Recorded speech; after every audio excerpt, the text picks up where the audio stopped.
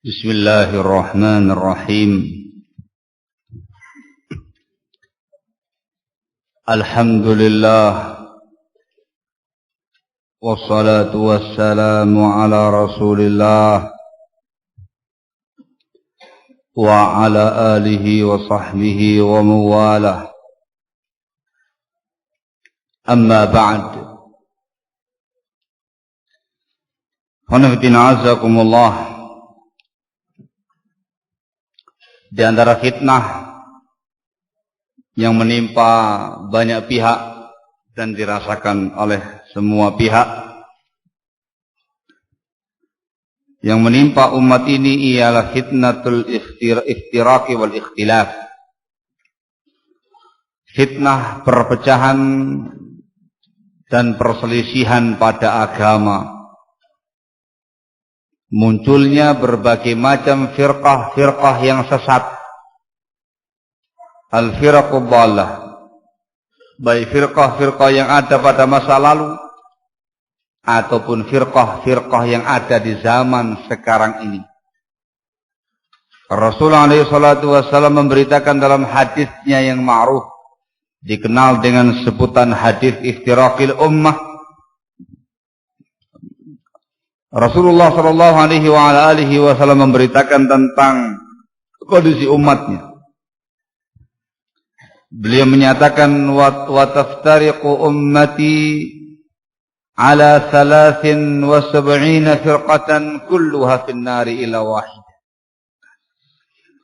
Dan umatku akan terpecah menjadi 73 firqah.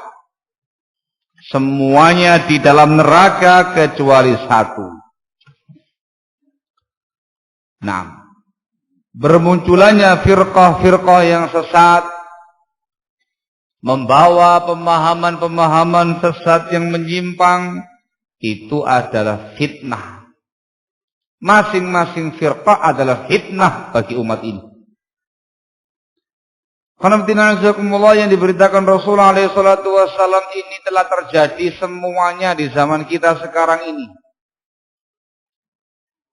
Bahkan jumlahnya tidak hanya 73. Adapun yang menyimpang 72. Bahkan lebih daripada itu. Jumlahnya ratusan bahkan mungkin ribuan.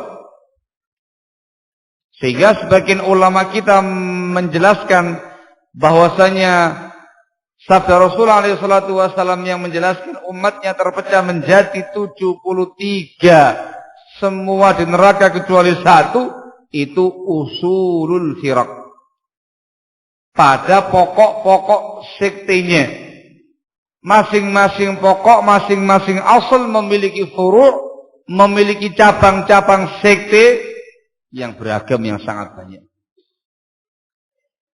Ini semua terjadi di zaman kita. Kita saksikan di zaman kita. Berbagai macam pemahaman-pemahaman menyimpang yang tersebar. Firqah-firqah yang bertebaran di mana-mana. Ada di tengah-tengah umat ini. Barakallahu fikum. Ada yang membawa pemahaman-pemahaman lama. Mengadopsi pemahaman-pemahaman lama dari firqah-firqah yang lama.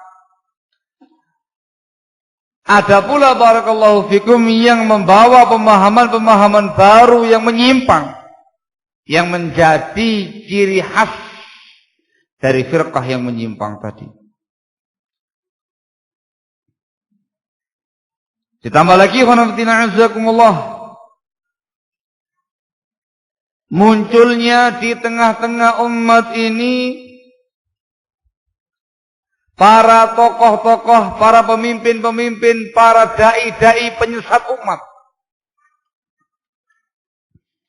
Disebutkan dalam sebuah hadis yang diriwayatkan oleh Imam Tirmidzi dalam sunannya, disebutkan oleh Syekhul Albani dalam As-Sahihah, dari Thauban radhiyallahu taala anhu, dia berkata, Rasulullah sallallahu alaihi wasallam bersabda, "Innama akhafu ala ummati al-a'immatul mudhillin." Sesungguhnya yang hanya aku khawatirkan menimpa umatku ialah al-a'immatul mudhillin, para pemimpin-pemimpin penyesat umat.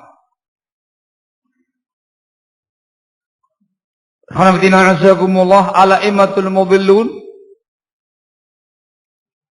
masuk di dalamnya ialah para umara, para pemimpin-pemimpin, para penguasa-penguasa sesat yang memiliki pemahaman-pemahaman sesat, dan dia mudillun, menyesatkan umat dengan pemahamannya tadi. Penguasa-penguasa yang punya pemahaman khawarij, penguasa-penguasa yang memiliki pemahaman Rafidhah, yang memiliki pemahaman Mu'tazilah, dan yang semisalnya. Ini adalah para pemimpin-pemimpin sesat yang dengan kekuasaannya, dengan kekuatannya, dia menyesatkan umat, mudillun.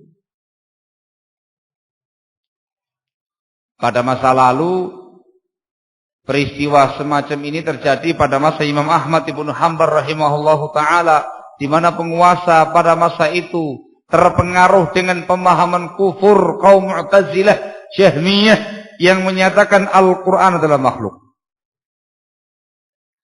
Dengan kekuasaan dan kekuatan yang mereka miliki, mereka memaksakan pemahaman kufur ini kepada seluruh lapisan masyarakat, bahkan membuat fitnah yang sangat dahsyat, bahkan menghukum, bahkan membunuh mati masyarakat dan para ulama yang tidak mau mengikuti fitnah mereka.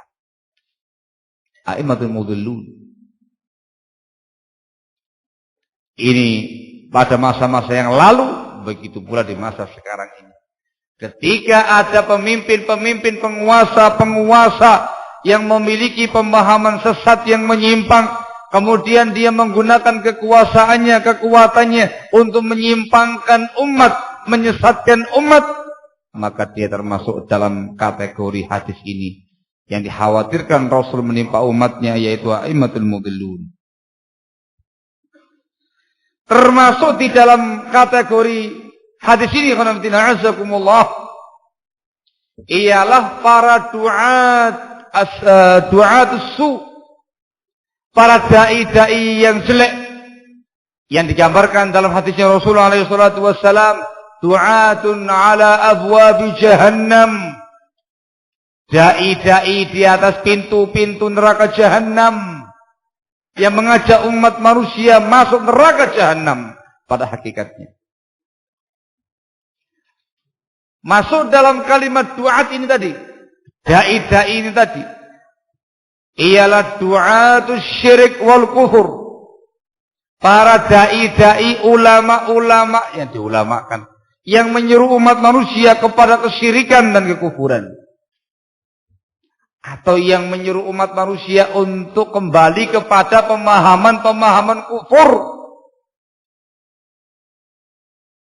pemahaman liberal, pemahaman wahdatul adyan, sinkretisme agama, pluralisme, dan yang semisalnya. Maka dai-dai yang menyuruh umat untuk memiliki pemahaman-pemahaman semacam ini termasuk a'immatul mudillun. Termasuk pula dalam dai-dai tadi ialah du'atul bid'ah, para dai-dai bid'ah, para dai-dai yang menyuruh umat kembali kepada kebid'ahan, dai-dai yang mengajak umat untuk menyemarakkan kebid'ahan, dai-dai yang menebarkan pemahaman-pemahaman sesat di tengah-tengah umat, termasuk a'immatul mudillun. Maka masuk di dalam kategori ini, barakallahu fikum, semua tokoh-tokoh hizbiyin, semua tokoh-tokoh ahlul bid'ah dari masa ke masa, dari mulai zaman dahulu kala sampai zaman sekarang ini dan sampai yaumul qiyamah. Mereka termasuk tokoh-tokoh penyesat umat. Kalau di zaman dahulu kala dari kalangan orang-orang Sabaiyah, Syiah Rafidhah, dikenal dengan tokohnya yang bernama Abdullah bin Saba al-Yahudi. Ini dai penyesat umat. Begitu pula tokoh-tokoh sekte-sekte yang menyimpang pada masa lalu. Jahm bin Safwan, Ja'ad bin Dirham, Ma'bad al-Juhani, Ghailan Dimashqi yang punya pemahaman ingkar takdir, dan yang lain-lainnya. Dari tokoh-tokoh sekte-sekte yang menyimpang yang ada. Mereka semuanya masuk pada kategori a'immatul mudhillun, para pemimpin tokoh-tokoh penyesat umat.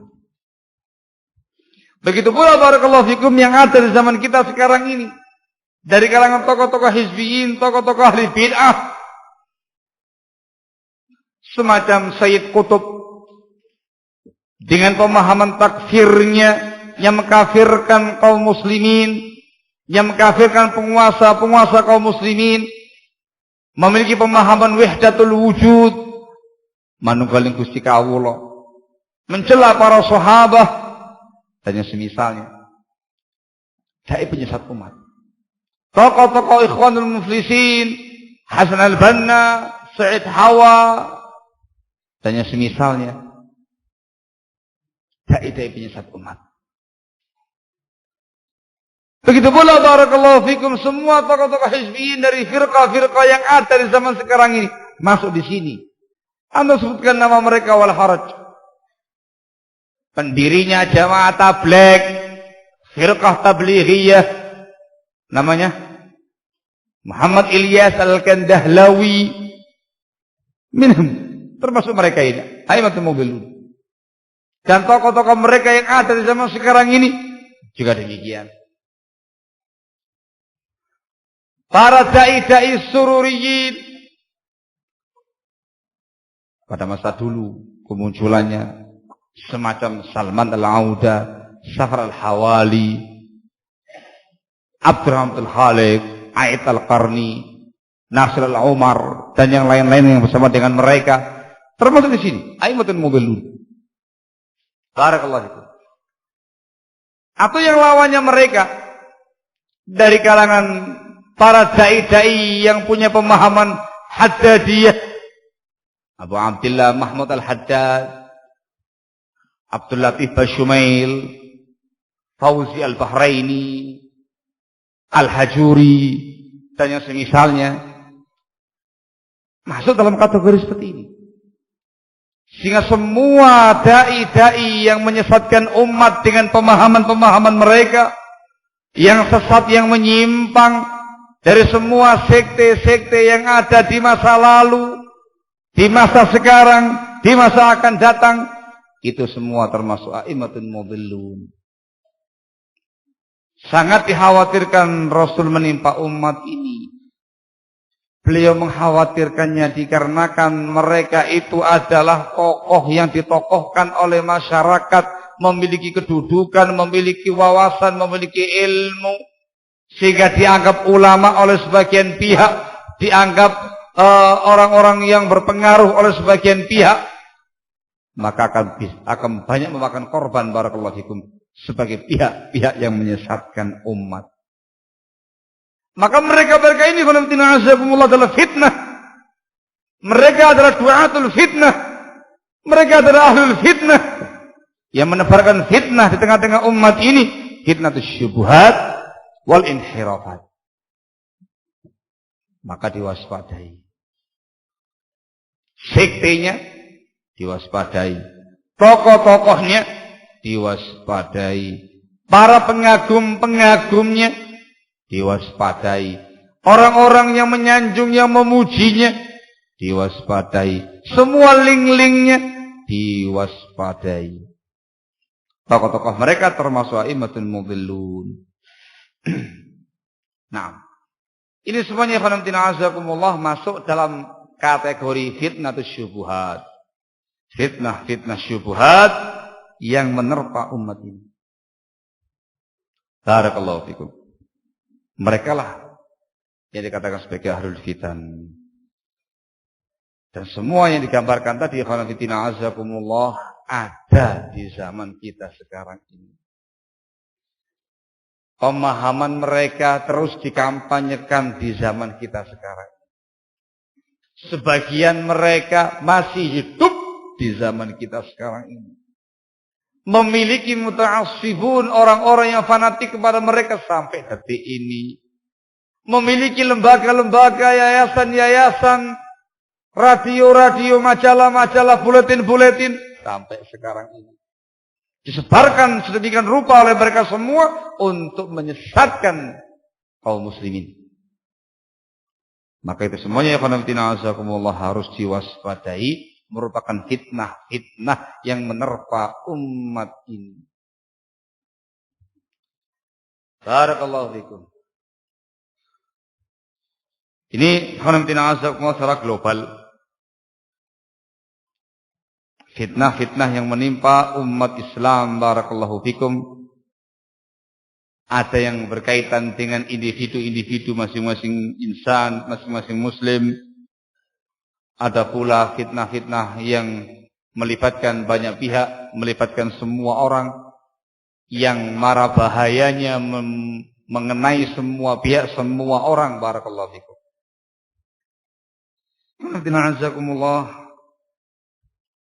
Yang terpenting bagi kita sekarang ini adalah bagaimana langkah yang harus kita ambil. Jalan apa yang harus ditempuh untuk menyelamatkan diri kita dari fitnah-fitnah tadi. Menjauhkan kita dari fitnah-fitnah tadi. Dan jangan sampai kita termasuk juru fitnahnya, atau pengagumnya, atau pendukungnya, atau yang semisal. Ikhwanatina azakumullah, upaya yang paling dasar, yang paling pertama, yang paling agung, yang paling besar adalah tema yang diangkat pada kesempatan daurah kita kali ini, yaitu tegar di atas ilmu syar'i, ilmu kitab wa sunnah dengan pemahaman salaful ummah di dalam menghadapi berbagai macam fitnah. Fitnah harta, fitnah dunia, fitnah tahta, fitnah anak, fitnah istri, fitnah syubhat, fitnah berbagai macam pemahaman-pemahaman yang menyimpang, sekte yang sesat, dai-dai penyesat umat, dan yang lain sebagainya. Langkah yang paling inti yang harus kita ambil ialah as-sabatu 'alal ilm, senantiasa tegar di atas ilmu agama, mengkaji ilmu agama, berjalan di atas ilmu agama dalam masa-masa fitnah tadi. Dan ini merupakan satu prinsip yang sangat mendasar, asil, yang di dalamnya terdapat sekian banyak usul, prinsip-prinsip yang lain, kaidah-kaidah yang lain. Di antara dalil barakallahu fikum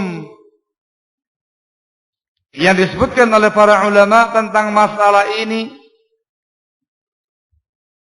pentingnya kita tegar di atas ilmu, kembali kepada ilmu, menyibukkan diri dengan ilmu, terutama di masa-masa fitnah, ialah sabda Rasul alaihi salatu wassalam yang diriwayatkan oleh al-Imam Muslim dalam sahihnya dari Ma'qil ibnu Yasar radhiyallahu ta'ala anhu wa arbah. Rasulullah sallallahu alaihi wa ala alihi wasallam pernah bersabda. Beliau mengatakan, al-ibadatu fil haraj ka hijratin ilayya. Beribadah kepada Allah subhanahu wa ta'ala pada masa-masa al-haraj, itu pahalanya seperti berhijrah kepada aku. Sangat besar. Dikarenakan hijrah kepada Rasul sallallahu alaihi wasallam hanya terjadi sekali dalam sejarah Islam, hijrah dari Mekah menuju kota Madinah yang dialami Rasul sallallahu alaihi wasallam dan para sahabatnya ketika itu. Amalan yang sangat besar. Beribadah di masa-masa al-haraj itu seperti berhijrah kepada aku. Baik. Ikhwanatina azakumullah, hadis ini dijelaskan oleh Asy-Syaikh Abu Nasr Muhammad Ibnu Abdillah Al-Imam hafizahullah taala wa ra'ah dalam kitab beliau yang berjudul At-Tanbihul Hasan fi Mauqifil Muslimi Minal Fitan, beliau menjelaskan tentang hadis ini, wal haraj al-qatl wal qital wa ma lahu min muqaddimatin min asabiyatin wa hizbiyatin wa ghairi dhalik. Yang dimaukan dengan haraj, ibadah di masa-masa al-haraj. Al-haraj ialah al-qatl wal qital, pembunuhan dan peperangan, dan mukaddimah-mukaddimahnya dalam bentuk sikap asabiyah, sikap fanatik, dan hizbiyah, dan yang semisal itu. Sehingga maknanya beribadah kepada Allah di masa-masa banyak pembunuhan, masa-masa banyak peperangan, masa-masa banyak hizbiyah, banyak asabiyah, dan yang lain sebagainya, itu pahalanya besar seperti berhijrah kepada aku. Belum mengatakan setelah itu. Walafzul ibadati huna, sementara lafaz ibadah dalam hadis ini, al-ibadatu fil haraj, ibadah di masa haraj. Lafaz ibadah di sini yashmulu anwa'al ibadah, meliputi segala bentuk ibadah. Min sidqin wa ikhlasin wa muraqabatin lillah wa taqwa wa wara' wa sabr wa thabatin 'alal haqq wa muhafadhah 'ala ta'allumil 'ilmin nafi' wa ta'limih wal 'amali shalih min salatin wa siyamin wa husni muamalatin wa husni khuluqin, kullu hadza wa amsaluha min al-ibadat. Lafaz ibadah di dalam hadis ini meliputi semua bentuk ibadah. Sikap jujur, ikhlas, senantiasa merasa diawasi oleh Allah, bertakwa kepada Allah, sikap wara', sikap sabar, sikap teguh, sabat di atas al-haq, selalu menjaga ta'lim, mempelajari ilmu agama Allah yang bermanfaat, mengajarkan ilmu tadi, beramal saleh, salat, puasa, muamalah yang baik, akhlak yang bagus. Ini semua dan yang semisalnya termasuk dalam kategori ibadah. Yang kita inginkan sekarang ini ialah di antara bentuk ibadah tadi adalah ta'allumul ilmin nafi', mempelajari ilmu yang bermanfaat dan mengajarkannya. Bahkan ilmu ini termasuk afdalul ibadat, termasuk ibadah yang paling afdal. Beliau mengatakan, falau aqbalal muslimu 'alal ibadah kama arada Allah lam yabqa ma'ahu waqtun li dhaya'ihi ma'al fitan wal mira wal jidal.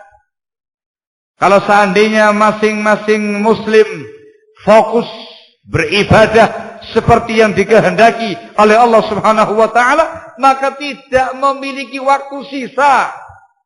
Tidak bakal memiliki waktu yang luang untuk sia-sia dengan fitnah, dengan perdebatan batil, dengan jidal bil batil. Tidak ada waktu lagi. Sibuk dengan ibadah kepada Allah. Dan ingat, di antara ibadah tadi dan itu yang paling afdal adalah al-ilm.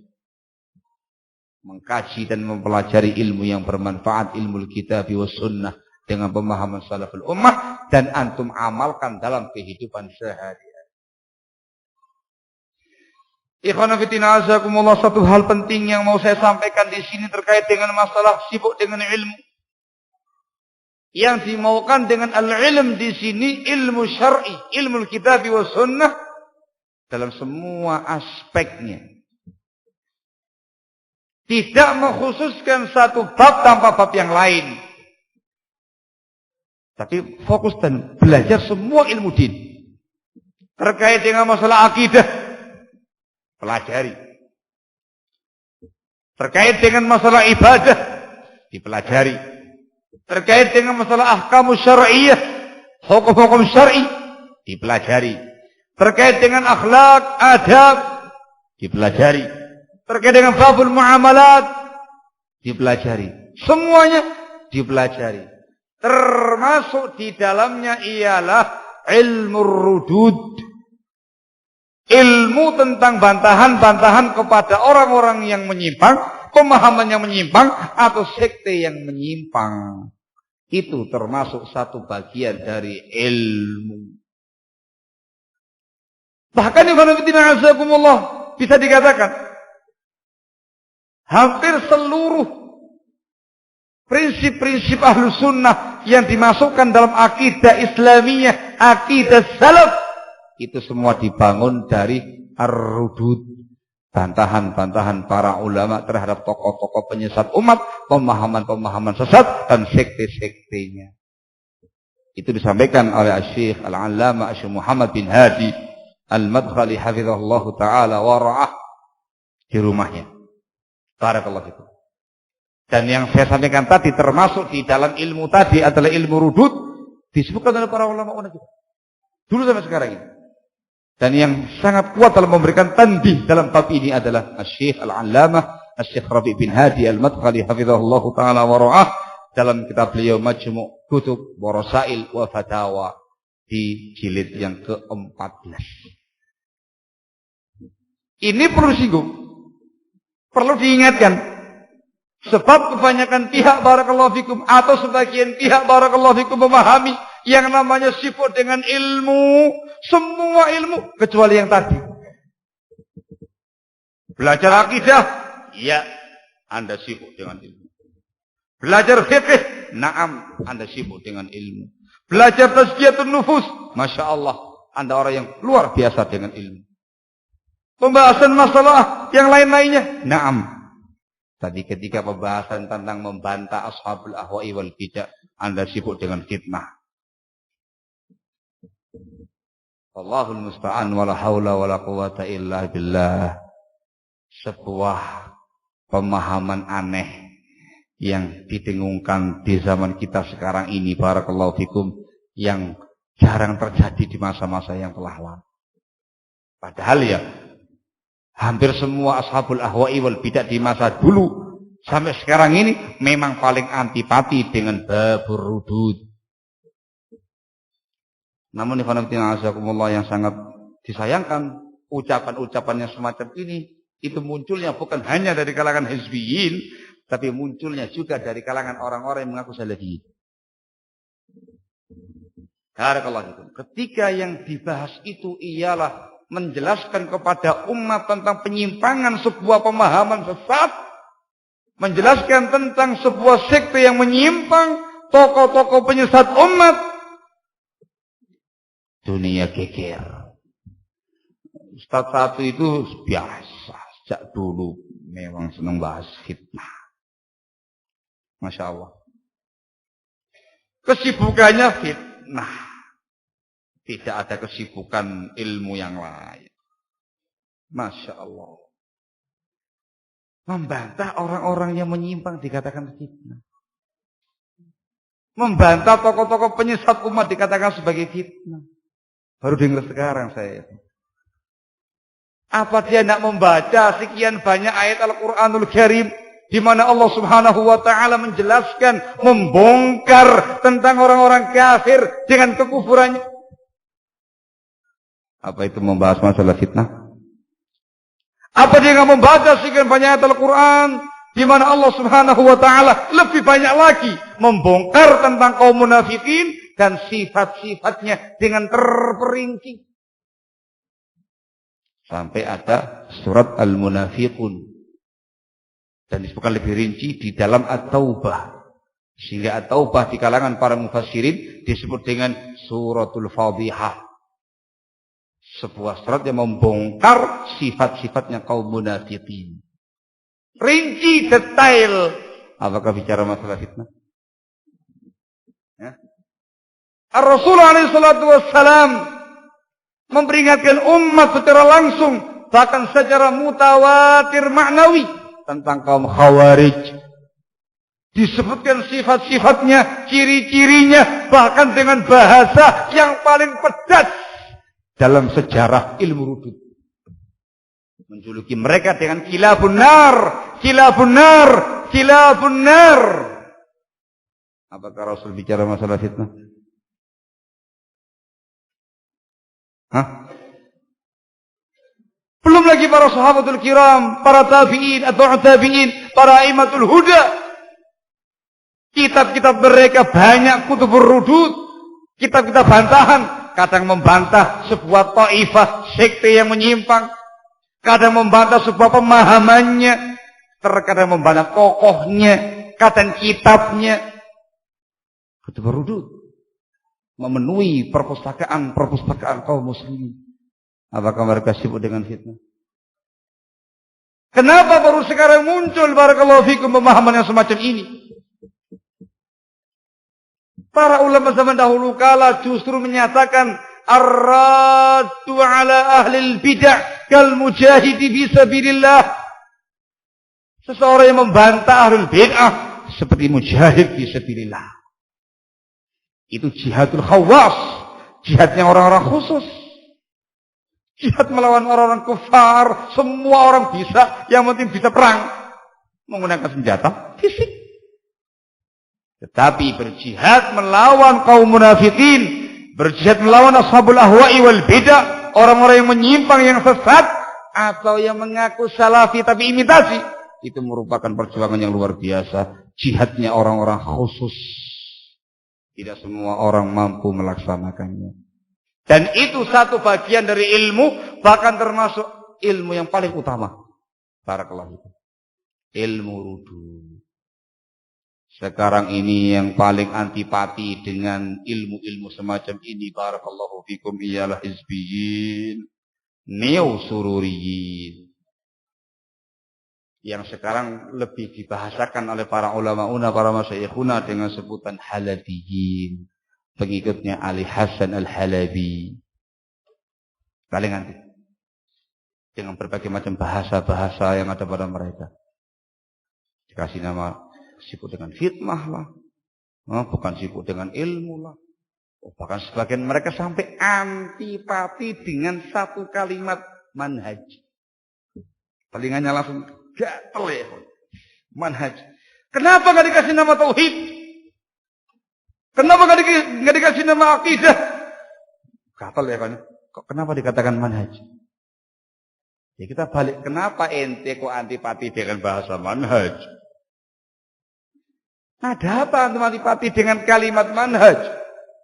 Apa kalimat manhaj kalimat yang menyimpang? Itu sudah disebutkan oleh para ulama kita. Bukan perkara yang baru ada di zaman sekarang ini. Barakallahu fikum.